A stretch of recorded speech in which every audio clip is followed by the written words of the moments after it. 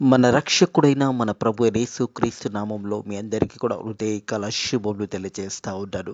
దేవుని మహాకృపను బట్టి మరొక దినము చూసే ధన్యత దేవుడి తన కృప చేత మనకు అనుగ్రహించి మనల్ని సజీవ లెక్కలు పెట్టిన దేవాతి దేవుడైన మన ప్రభు అయిన యేసుక్రీస్తుకు కృతజ్ఞతాస్తుతులు చెల్లిస్తా ఉన్నాను. ప్రియ దేవుని సంగమా, దేవుని ప్రజలరా, మనం దేవుని కొరకు జీవిస్తున్నామా లేదా మనము లోకానుసారంగా జీవిస్తున్నామా? ఒక్కసారి మనల్ని మన హృదయాలని పరిశోధించుకోవాలని ప్రభు పేరిట తెలియజేస్తా ఉన్నాను. దేవుని కొరకు జీవించినట్టయితే రోషం కలిగి జీవిస్తామనే సత్యాన్ని జ్ఞాపకం చేసుకోవాలి. ఒకవేళ మరణం వచ్చినా కానీ దేవుని కొరకు నిలబడి మరెంతో మంది దేవుని కొరకు నిలబడి చివరి వరకు వరూపురున్నంత వరకు కూడా దేవుని కొరకు నిలబడి హతసాక్షులుగా ఎంతోమంది చనిపోయినారు, ఎంతోమంది చంపబడ్డారు. ప్రియ దేవుని సంగమా, దేవుని ప్రజలరా, దేవుని ప్రజలను, దేవుని యొక్క బిడ్డలను ఈరోజు బైబిల్ మన చేతిలో ఉన్నది అంటే దానికి ఎంతోమంది వారి యొక్క ప్రాణ త్యాగాలు చేశారనే సత్యాన్ని జ్ఞాపకం చేసుకోవాలి.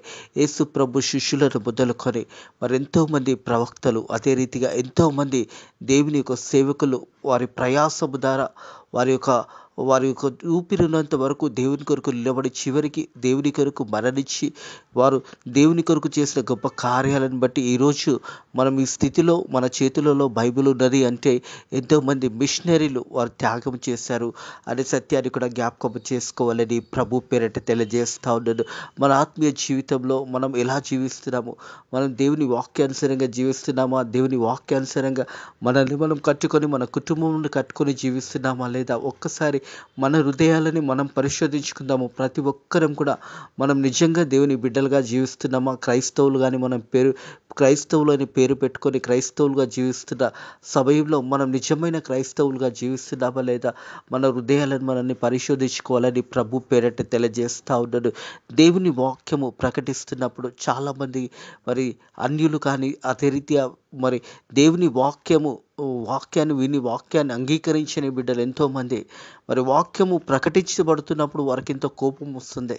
యథార్థమైన వాక్యము, సత్యమైన వాక్యము ప్రకటిస్తున్నప్పుడు దేవుని యొక్క నోటి నుంచి వచ్చే మాటలను సేవకులు తెలియజేస్తున్నప్పుడు చాలామంది కోపపడేవారు కూడా ఉంటారనే సత్యాన్ని జ్ఞాపకం చేసుకోవాలని ప్రభు పేరట తెలియజేస్తా ఉన్నారు. ఈ కాలము స్టెఫెన్ గురించి ధ్యానించబోతా ఉన్నాము. అపోస్తుల కార్యము 7వ అధ్యాయము 54 వచనం నుంచి 60వ వచనం వరకు ఈ వాక్య భాగంలో చూసినట్టయితే స్టెఫెన్ని రాళ్లతో కొట్టి చంపి ఉన్నారు. ప్రియ దేవుని సంగమా, దేవుని ప్రజల, దేవుని యొక్క వాక్యము బోధిస్తూ పరిశుద్ధాత్మతో నిండిన వాడై అనేకమైన గొప్ప మాటలు అక్కడ స్టెఫెన్ మాట్లాడుతున్నప్పుడు కొంతమంది ప్రజలు అతని మీద పండ్లు కొరుకొని కోపపడి అతన్ని కొట్టి చంపినట్టుగా చూస్తూ ఉంటాము. స్టెఫెన్ ఆ సమయంలో పరిశుద్ధాత్మతో నిండిన వాడై స్టెఫెన్ దేవుని యొక్క వాక్యం ప్రకటిస్తున్నప్పుడు చాలామంది వారికి కోపం వచ్చినట్టుగా చూస్తూ ఉన్నాం. మనం చూసినట్టయితే అపోస్తుల కార్యము 7వ అధ్యాయం 54వ వచనం నుంచి 60వ వచనం వరకు the stoning of Stephen. Stephen మీద వారు కోపపడి రాళ్లతో కొట్టి చంపారు. చివరి వరకు కూడా దేవుని కొరకు జీవించిన గొప్ప దేవుని యొక్క సేవకుడు స్టెఫెన్ అని జ్ఞాపకం చేసుకోవాలని ప్రభు పేరట తెలియజేస్తా ఉన్నాను. వారి ఆ మాటలు విని కోపముతో పండ్లు కొరికిరి. వారు కోపంతో మండిపడి అతనిని చూచి పండ్లు కొరికిరి. స్టెఫెన్ ఆ సమయంలో పరిశుద్ధాత్మతో నిండిన వాడై దేవుని వాక్యము ప్రకటిస్తున్నప్పుడు, ధైర్యంగా ప్రకటిస్తున్నప్పుడు అక్కడున్న వారు కొందరు స్టెఫెన్ చూసినప్పుడు వారు మాటలు విని కోపముతో మండిపడి అతని చూచి పండ్లు కొరికిరి. అలాగే చూసినట్టయితే అపోస్తుల కార్యము 5వ అధ్యాయంలో కూడా అపోస్తులైన పేతురు వారు ప్రకటిస్తున్నప్పుడు అక్కడున్న ప్రజలు కూడా అలాంటి స్థితిలో కోపంతో మండిపడి ఉన్నారనే మాట జ్ఞాపకం చేసుకోవాలి. అపోస్తుల కార్యము 5వ అధ్యాయము 33వ వచనం చూసినట్టయితే వారు ఆ మాట విని ఆగ్రహం తెచ్చుకొని వీరిని చంపన ఉద్దేశించగా, అంటే దేవుని వాక్యము ప్రకటిస్తున్నప్పుడు ఆ వాక్యము వారు వినలేక, ఆ వాక్యాన్ని అంగీకరించలేక, వారి పాపంలో వారి ఎదుట కనిపిస్తున్నప్పుడు కూడా వారు కోపంతో మండిపడి ఉన్నారు. దేవుని యొక్క సేవకులు దేవుని యొక్క మాటలు పలుకుతున్నప్పుడు దేవుని యొక్క సేవకులను చంపాలని ఉద్దేశించారు. ఇక్కడ కూడా చూసినట్టయితే అపోస్తుల కార్యము 7వ అధ్యాయం 54వ వచనంలో కూడా చూసినట్టయితే అక్కడ ఉన్న ప్రజలు కొంతమంది ఆ మాటలు విన్నప్పుడు వారు చాలా కోపపడి పండ్లు కొరుక్కొని మరి అపోస్తుల కార్యంలో చూసినట్టయితే అపోస్తుడైన పౌలు ఆ పరిచర్య చూసినా కానీ, పేతురు పరిచర్య చూసినా కానీ, అలాగే దేవుని యొక్క సేవకులు గొప్ప గొప్ప వ్యక్తుల పరిచర్యలు చూసినప్పుడు మరి ప్రజలు కొంతమంది ఆ ఒక బోధ వినలేక వారు కోపపడినట్టుగా చూస్తూ ఉన్నాము. ఈ స్టెఫెన్ కూడా మరి ఆ సమయంలో అపోస్తులు ఎన్నుకున్న వారిలో మరి 7 ఎన్నుకున్న వారిలో స్టెఫెన్ ఒకవాడు. దేవుని పరిచర్యలో, దేవుని సేవలో సహాయం చేయడానికి మరి దేవుని యొక్క పరిచర్యలో అపోస్తులు గొప్పగా సేవ ప్రకటిస్తున్నప్పుడు అక్కడ చిన్న చిన్న మరి సమస్యలు వచ్చినప్పుడు ఆ సమస్యలు తీర్చడానికి మరి ఇటు మేము దేవుని యొక్క వాక్యం అందిస్తుండగా మరి సమస్యలన్నీ తీర్చగలుగుతామా, ఇటు వాక్యాన్ని బోధిస్తున్నాం అని చెప్పి 7 మంచి వ్యక్తులను ఎన్నుకున్న వారిలో స్టెఫెన్ ఒకవాడు. ఆ ఒక దేవుని యొక్క పరిచర్యకు మరి ఏర్పరచబడిన వాడు స్టెఫెన్ కూడా. మరి స్టెఫెన్ మీద అపోస్తులు చేతులుంచి ప్రార్థన చేసి మరి అతన్ని ఈ యొక్క పరిచర్య నిమిత్తం ఎన్నుకున్నప్పుడు స్టెఫెన్ మరి గొప్పగా ప్రకటించడం ప్రారంభించాడు. దేవుని యొక్క సువార్త ప్రకటించడం ప్రారంభించాడు. పరిశుద్ధాత్మతో నిండిన వాడై మరి అక్కడున్న ప్రజలకు దేవుని వాక్యంని ఉన్నట్టుగా బోధిస్తుండగా ఆ సమయంలో కొంతమంది మరి స్టెఫెన్ మీద కోపపడినట్టుగా చూస్తున్నాం. వారి మాటలు విని కోపంతో మండిపడి అతన్ని చూచి పండ్లు కొరికిరి.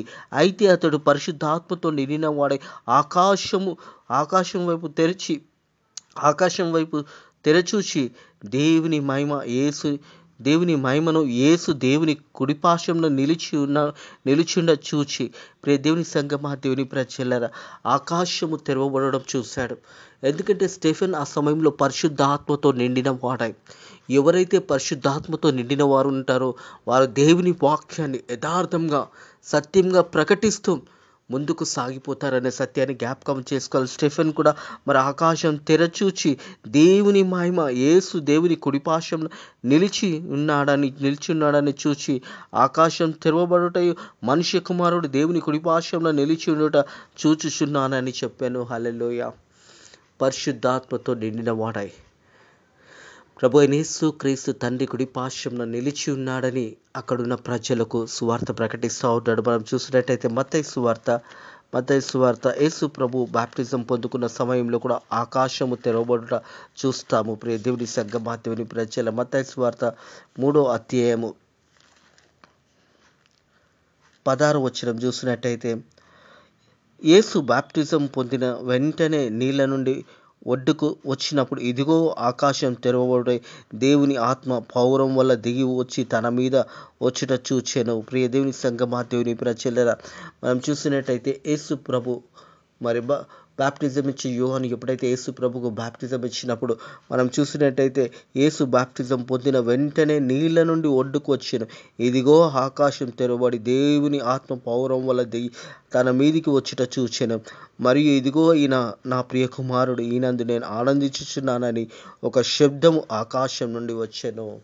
ఈయన నా ప్రియ కుమారుడు అని ఒక శబ్దము ఆకాశం నుండి ఆ శబ్దము వినబడినది. ప్రియ దేవుని సంగమా, దేవుని ప్రజల, ఇక్కడ స్టెఫెన్ కూడా దేవుని యొక్క వాక్యము ప్రకటిస్తున్నప్పుడు పరిశుద్ధాత్మతో నిండిన వాడై ఆకాశం తెరచుట చూచి మరి దేవుని యొక్క వాక్యము ప్రకటిస్తున్న సమయంలో యేసు ప్రభు తండ్రి కుడిపార్శ్వంన నిలిచి ఉన్నాడని అక్కడున్న ప్రజలకు దేవుని యొక్క సందేశాన్ని ఇస్తూ ఉన్నాడు. ప్రియ దేవుని సంగమా, దేవుని ప్రజ, ఆకాశం తెరవబడుట ఈ మనుష్య కుమారుడు దేవుని కుడిపార్శ్వంలో నిలిచి ఉండుట చూచుచున్నానని చెప్పాను. స్టెఫెన్ తన ప్రసంగంలో చెప్తున్న మాట, ఆకాశం తెరవబడుట చూస్తూ ఉన్నాను. మనుష్య కుమారుడు మన ప్రభు అయిన యేసు క్రీస్తు అక్కడ ఆ పరలోకమందు నిలిచి ఉన్నాడని నేను చూచుచున్నానని మరి అక్కడ ఉన్న ప్రజలందరికీ కూడా వాక్యము ప్రకటిస్తూ ఉంటాడు. ప్రియ దేవుని సంగమా, దేవుని ప్రజ, ఈ మాట ఎప్పుడైతే విన్నారో అక్కడున్న ప్రజలు కోపంతో మండిపోయినారు. ఆ సమయంలో జరిగిన సంఘటన జ్ఞాపకం చేసుకున్నట్టయితే 58వ వచనము, పట్టణం వెలుపలికి అతన్ని వెళ్ళగొట్టి రాళ్ళు రవి చంపిరి. పట్టణం బయటికి అతన్ని లాగుకొని తీసుకెళ్ళి రాళ్ళతో కొట్టి చంపిరి. ప్రియ దేవుని సంగమా, దేవుని ప్రజలరా, ఎంతోమంది దేవుని సేవకులు, ఎంతోమంది దేవుని యొక్క వాక్యము బోధిస్తూ వారి చివరి వరకు కూడా దేవుని యొక్క వాక్యము ప్రకటించిన ఎంతోమంది దేవుని సేవకులు ఉన్నారు. యేసు ప్రభు శిష్యులను మొదలుకొని అపోస్తులు, అలాగే ఎంతోమంది దేవుని యొక్క సేవకులు, మిషనరీస్, వీరందరూ కూడా దేవుని కొరకు నిలబడ్డారు. ఎన్నో శ్రమలు అనుభవించారు. ఎన్నో సందర్భంలో వారు వారు అనేక సమయంలో ప్రజలు వారిని గాయపరిచారు. కొంతమంది వారిని కొట్టారు. ఎంతో హింసలు పెట్టినా కానీ వారు చివరి వరకు కూడా దేవుని వాక్యము ప్రకటిస్తూనే ముందుకు సాగిపోయినారు. ఇక్కడ కూడా చూసినట్టయితే మరి స్టెఫెన్ని అప్పుడు వారు 57వ వచనం, అప్పుడు వారు పెద్ద కేకలు వేసి ఆ సమయంలో మరి అతని మీద పడి ఉన్నారు. ప్రియ దేవుని సంగమా, దేవుని ప్రజలరా, వారు ఏకంగా అతని మీద పడిరి. అప్పుడు వారు పెద్ద కేకలు వేసి మరి ఆ సమయంలో స్టెఫెన్ని మోసుకొని ఏకంగా అతని మీద పడి పట్టణం వెలుపలికి అతన్ని వెలగొట్టి రాళ్ళురువి చంపిరి. సాక్షులుగా సౌలు అనే ఒక యవనస్తుడు పాదంలో వద్ద తమ వస్త్రములను పెట్టిరి. ప్రియ దేవుని సంగమా, దేవుని ప్రజలరా, స్టెఫెన్ యొక్క మరణము చూసినట్టయితే మరి అతని రాళ్ళతో కొట్టి చంపి మరి అక్కడ ఒక యవనస్తుడు ఉన్నాడు. ఆ యవనస్తుడు సౌలు. అతని పాదముల దగ్గర తమ వస్త్రములు పెట్టి ఉన్నారు.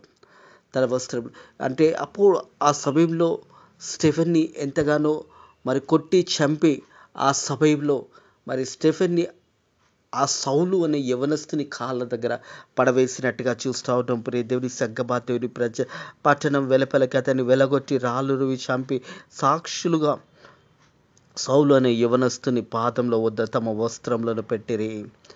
అప్పుడు సౌలు అనే యవనస్తుడు, అతడు అనేక మంది దేవుని ప్రజలను చంపేవాడు, హింసించేవాడు, బాధ పెట్టేవాడు, చెరసాలలో వేసేవాడు. ఈ సౌలు ఆ సమయంలో ఒక అధికారిగా, ఒక సైనికులకు సైన్యాధిపతిగా, అధికారిగా ఉన్న సమయంలో అనేక మందిని హింసించేవాడు. దేవుని బిడ్డలను అనేక మందిని పట్టుకొని చెరసాలలో వేయించేవాడు ఈ సౌలు అనే వ్యక్తి. ఈ సౌలు అనే యవనస్తున పాదముల దగ్గర ఆ బట్టలు పెట్టినట్టుగా చూస్తూ ఉన్నాము. ప్రియ దేవుని సంగమా, దేవుని ప్రజలరా, స్టెఫెన్ ఒక జీవితము గొప్ప జీవితం. అదో యవన కాలంలో దేవుని తెలుసుకున్నాడు. యవన కాలంలో దేవుని కొరకు జీవించాడు. యవన కాలంలో వాక్యం ప్రకటించాడు. యవన కాలంలో పరిశుద్ధాత్మతో నిండినవాడై గొప్ప సువార్త ప్రకటించాడు. ప్రియ దేవుని సంగమా, దేవుని ప్రజలరా, ఈ యొక్క స్టెఫెన్ గురించి మనం తన జీవితాన్ని గురించి ధ్యానించినట్టయితే అపోస్తుల కార్యము 6-7 అధ్యాయాలలో మనం చూడగలుగుతాము. మరి అపోస్తుల కార్యంలో మరి స్టెఫెన్ ఈ 2 అధ్యాయాలు మనం ధ్యానించినట్టయితే స్టెఫెన్ జీవితం మనకు కనిపిస్తుంది. దేవుని కొరకు నిలబడ్డాడు. దేవుని వాక్యం కొరకు నిలబడ్డాడు. దేవుని యొక్క వాక్యము ప్రకటించుతూ పరిశుద్ధాత్మతో నిండినవాడై సువార్త ప్రకటించున్నాడు. ప్రియ దేవుని సంగమా, దేవుని ప్రజలరా, యథార్థంగా సువార్త ప్రకటిస్తున్నప్పుడు ప్రజలందరూ కూడా అతని మీద కోపపడి పండ్లు కొరికిరి, అతని రాళ్ళతో కొట్టి చంపిరి. ఆ చివరి క్షణాలలో స్టెఫెన్ పలికిన మాటలను జ్ఞాపకం చేసుకున్నట్టయితే ఎంతో గొప్ప మాటలు. అదే 59వ వచనం చూసినట్టయితే,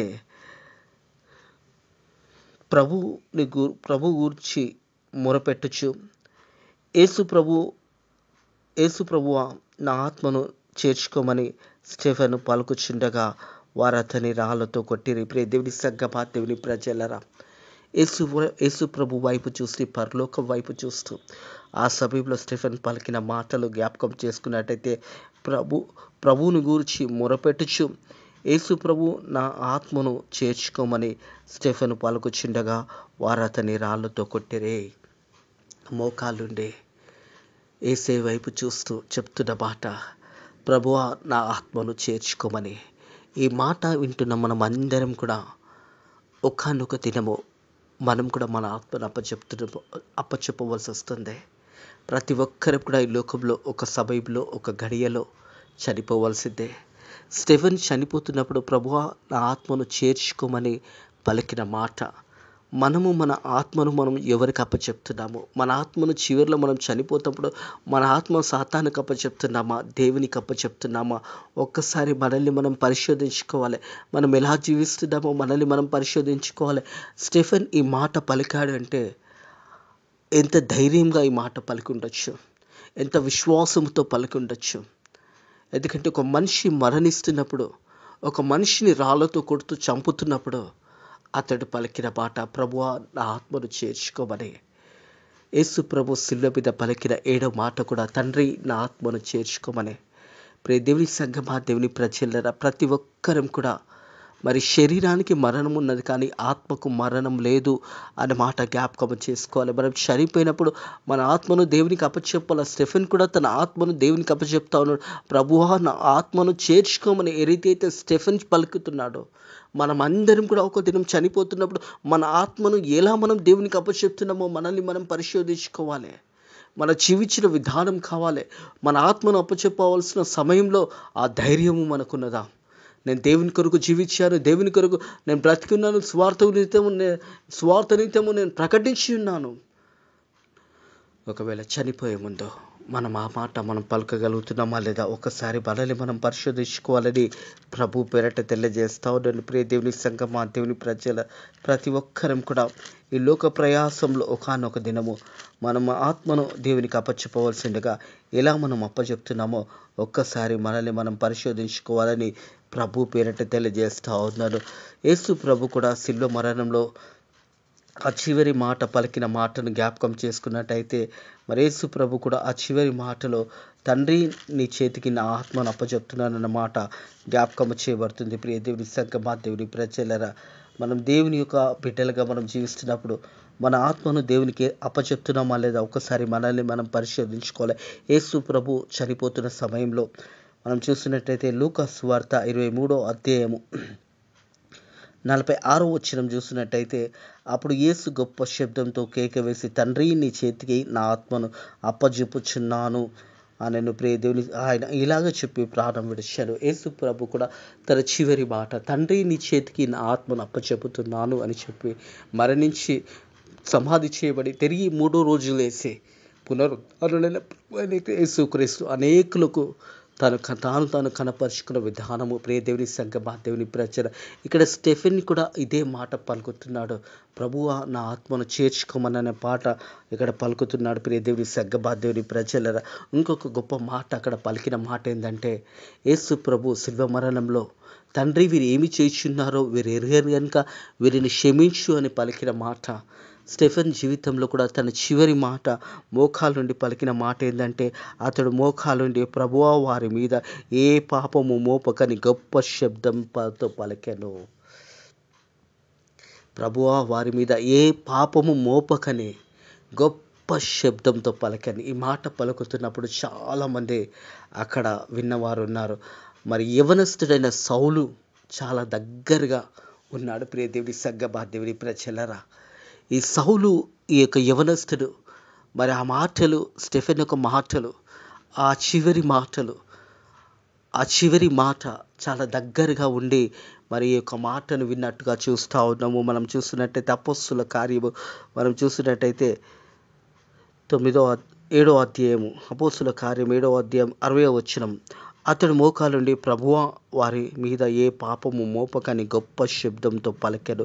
ఈ మాట పలికి నిద్రించెను. సౌలు అతని చావుకు సమ్మతించెను. ఈ యవనస్తుడైన సౌలు, క్రైస్తవులని హింసించే సౌలు, క్రైస్తవులను బాధ పెట్టే సౌలు ఈ మాటను చాలా దగ్గరగా మాటలు విన్నాడు. ప్రియ దేవుని సంగమా, దేవుని ప్రజలరా, ఒక క్రైస్తవుని యొక్క మరణం అనేది ఎప్పుడు కూడా ఒట్టిగా పోదు. ఒక దేవుని యొక్క సేవకుని యొక్క మరణము, లేదా దేవుని యొక్క పరిచర్య చేసి సేవ చేసి ఎంతోమంది మిషనరీలు ఈరోజు వారిని మనం జ్ఞాపకం చేసుకున్నామంటే వారి మరణం అనేది ఒట్టిగా పోలేదు. వారి మరణం ద్వారా అనేక మంది లోబడ్డారు. స్టెఫెన్ యొక్క మరణం ద్వారా కూడా మనం గమనించినట్టయితే ఈ యొక్క సౌలు అనే యవనస్తుడు ఆ మరణాన్ని చాలా దగ్గరగా చూశాడు.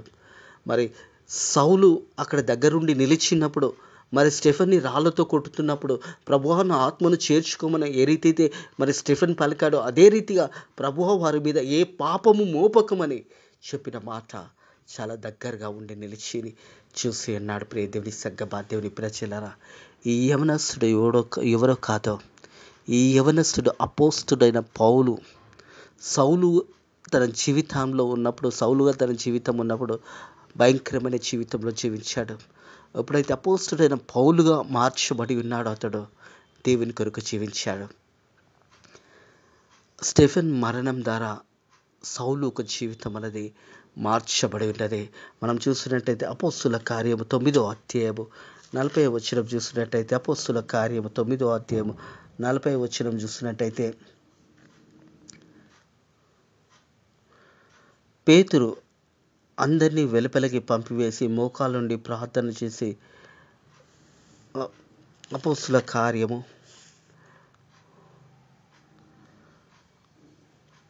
9వ అధ్యాయము 40వ వచనము.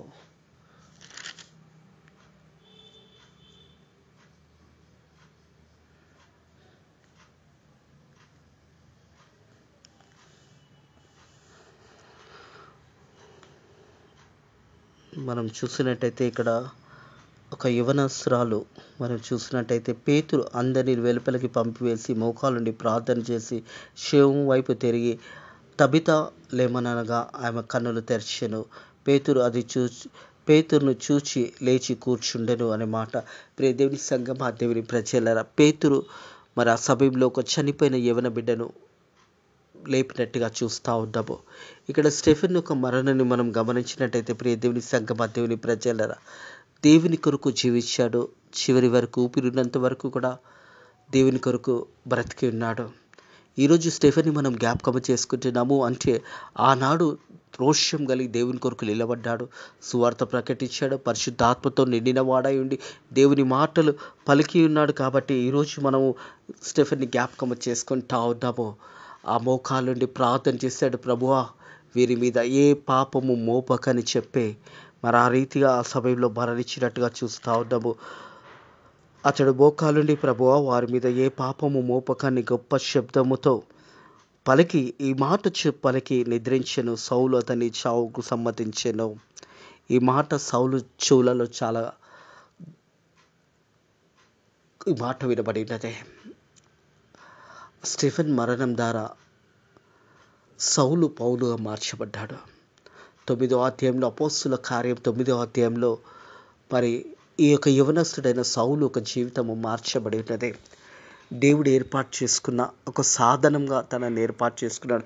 మనం చూసినట్టయితే అపోస్తుల కార్యము 9వ అధ్యాయము 16వ వచనం చూసినట్టయితే, ఇతడు నా నామం కొరకు ఎన్ని శ్రమలు అనుభవించాలనో నేను ఇతనికి చూపేదనని అతనితో చెప్పాను.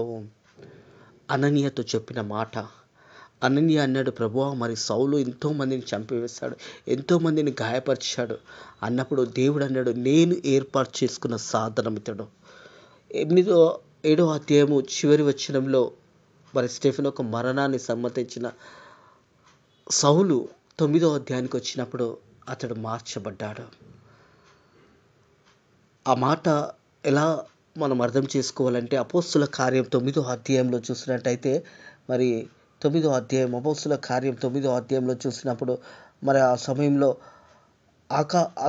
అకస్మాత్తుగా ఆకాశం నుంచి ఒక వెలుగు అతని చుట్టూ ప్రకాశించెను. అప్పుడు అతడు నేల మీద పడగా, సౌలు సౌలు నువ్వు ఎలా నన్ను హింసించుచున్నావు అని తనతో ఒక స్వరం పలకగా వినెను. ప్రభువా నీవు ఎవడని అతన్ని అడగగా, నీవు నన్ను హింసించుచున్న యేసును అని చెప్పాను. ప్రభువా ప్రభువా నువ్వు ఎవరు అనే మాట. ఎందుకంటే ఇక్కడ స్టెఫెన్ అదే మాట పలికి ఉన్నాడు. ప్రియ దేవుని సంగమా, దేవుని ప్రజలారా, మనం చూసినట్టయితే 59వ అధ్యాయం 59వ వచనము 7వ అధ్యాయం 59వ వచనం, ప్రభుని గురించి మొరపెట్టుచు, యేసు ప్రభువా నా ఆత్మను చేర్చుకోమని స్టెఫెను పలుకుచుండగా వారు అతన్ని రాళ్లతో కొట్టిరి. అప్పుడు అతడు మోకాలుండి, ప్రభువా వారి మీద ఏ పాపము మోపకమని గొప్ప శబ్దంతో పలికి ఆ మాట పలికి నిద్రించగా సౌలు అతని మరణాన్ని సమ్మతించను. ఈ ప్రభు అనే మాట తిరిగి అపోస్తుల కార్యం 9వ అధ్యాయంలో అకస్మాత్తుగా ఒక వెలుగును చూసినప్పుడు, తన ఒక అంధత్వం కలిగినప్పుడు పలికిన మాట ఏంటంటే, ప్రభువా ప్రభువా నువ్వు ఎవరు అనే మాట. ప్రియ దేవుని సంగమా, దేవుని ప్రజల, సౌలు ఒక జీవితము మార్చబడింది. దానికి కారణము స్టెఫెన్ ఒక మరణము కావచ్చు. ఈ హృదయ కల్వి మాటలు మనం కూడా ఒక స్టెఫెన్ లాగా మనం జీవించాలనేది దేవుని యొక్క వాక్యం చెప్తుంది. అట్టి కృప దేవుడు మీకు అనుగ్రహించును గాక. మీరు కూడా దేవుని యొక్క సేవలో, దేవుని యొక్క పరిచర్యలో బలంగా మీరు అందరూ కూడా వాడబడును గాక. అట్టి కృప దేవుడు మనకు అనుగ్రహించును గాక. ప్రార్థన చేసుకుందాము. Thank you Lord, thank you Jesus, thank you Holy Spirit. తండ్రి ప్రభా, స్టెఫెన్ ఒక మరణము మా ముందులో పెట్టి నాయన మనల్ని బలపరిచినందుకు నీ కృతజ్ఞతాస్తుతులు చెల్లిస్తాను తండ్రి ప్రభా. నీ కొరకు మరణించి ప్రభా మరి చివరి క్షణంలో ప్రభు వీరిని అందరినీ కూడా క్షమించు అనే మాట స్టెఫెన్ పలికి ఉన్నాడు నైనా ప్రభా. మేము కూడా తండ్రి మా ఆత్మలను నైనా నీకు అప్పచెప్పే సమయంలో నీ కొరకు జీవించి మా ఆత్మలను నీకు అప్పచెప్పే బిడ్డలుగా మేము కూడా జీవించడానికి నీ కృప ద్వారా సాయం చేయమని ఈ రోజంతా కూడా మనల్ని కాపాడి దీవించమని నజరుడైన యేసుక్రీస్తు నామంలో ఈ ప్రార్థనని వేడుకుంటున్నాము తండ్రి. ఆమెన్. మన ప్రభు అయిన యేసుక్రీస్తు యొక్క కృపా సమాధానము ఎప్పుడు ఎల్లప్పుడూ సదాకాలము మీకు మీ కుటుంబంలో తోడై నేడైడుగాక. ఆమెన్.